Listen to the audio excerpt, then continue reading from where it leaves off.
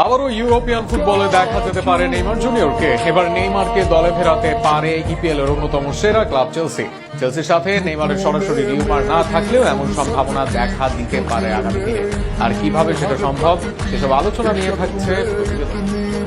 গত মৌসুমে ছোট নেইমার খ্যাত এস্তেভাওকে দলে নেয় চেলসি। এই মৌসুম হতে এস্তেভাও মাঠে নামে চেলসির হয়ে। শুধু এই ব্রাজিলিয়ান নয়, সাম্প্রতিক সময়ে চেলসিতে গিয়েছেন আরো অনেক ব্রাজিলিয়ান, যার মধ্যে আছে সান্তোস, ওয়াশিংটনরা। এর সাথে যদি যুক্ত হন নেইমার জুনিয়র, তবে কেমন হবে বিষয়টা?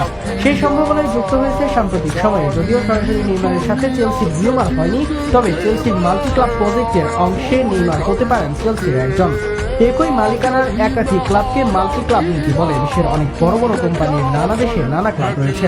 ম্যানচেস্টার সিটির মতো দলের আছে sister club, Salzburg, new York city FC, Melbourne FC, Girona সহ নানা ক্লাব। এর বাইরে বোটাফিগো, লিওর মতো ক্লাব আছে সিস্টার ক্লাব হিসেবে। মূলত একাধিক খেলোয়াড়কে নিজেদের রাডারে রাখা যায় এই সিস্টার ক্লাব থেকে। এছাড়া পারফর্ম ও খেলোয়াড়দের সহজে আনা যায় নিজ ক্লাবে, বা খেলোয়াড় কিনে প্লেইং টাইম দেওয়া যায় লোনের মাধ্যমে। এবার একই মালিকানা এরকম একাধিক ক্লাবে এবার আগ্রহ চেলসি বস টম পেলকির। যদিও চেলসির মালিকানায় একাধিক ক্লাব রয়েছে, সেখানে স্টারবার্গের মতো ক্লাব চেলসির সিস্টার ক্লাব। তবে শুধু স্টারবার্গ নয়, ব্রাজিলেরও নিজেদের সিস্টার ক্লাব করতে চায় চেলসি।